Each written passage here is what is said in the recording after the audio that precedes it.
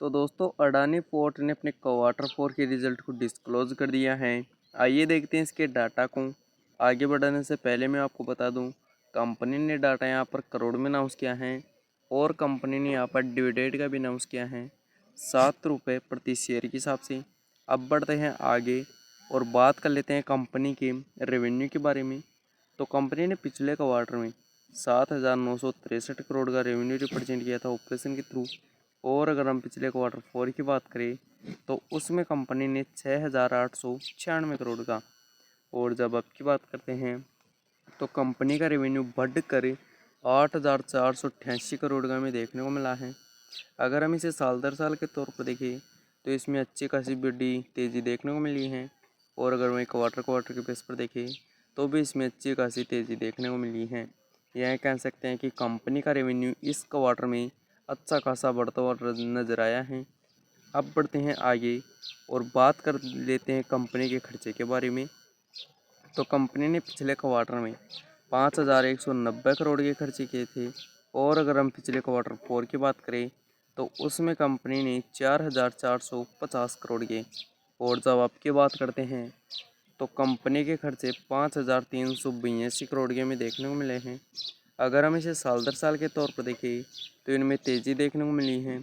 और अगर मैं क्वार्टर क्वार्टर के बेस पर देखें तो इनमें हल्की सी तेज़ी देखने को मिली है।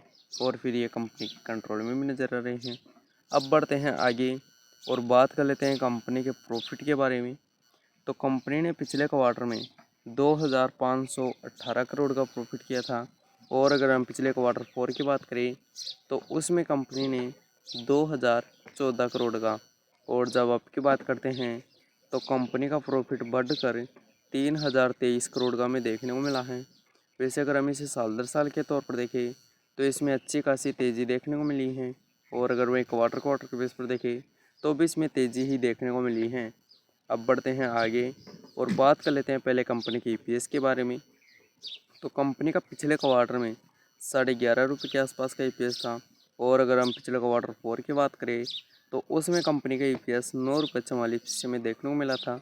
और जब आपकी बात करते हैं तो कंपनी का ईपीएस 13.95 रुपये में देखने को मिला है। वैसे कंपनी का ईपीएस भी साल दर साल और क्वार्टर क्वार्टर दोनों ही बेसिस से मुकाबले अच्छा खासा बढ़ता हुआ नजर आया है। वैसे यहाँ पर कंपनी के अगर नंबरों को देखते हैं तो यहाँ पर हमें शानदार आते हुए नजर आए हैं। कंपनी का रेवेन्यू भी साल दर साल और क्वार्टर क्वार्टर दोनों ही बेसिस पर अच्छा खासा बढ़ता हुआ नजर आए हैं। और अगर कंपनी के खर्चे देखें तो कंपनी के खर्चे ऑलमोस्ट कंपनी के कंट्रोल में ही नज़र आ रहे हैं। और अगर हम कंपनी का प्रॉफिट देखते हैं तो कंपनी का प्रॉफिट साल दर साल और क्वार्टर क्वार्टर दोनों ही बेसिस के मुकाबले अच्छा खासा बढ़ता हुआ नजर आया है। वैसे बस आज के लिए बस इतना ही। अगले वीडियो में मिलते हैं। धन्यवाद।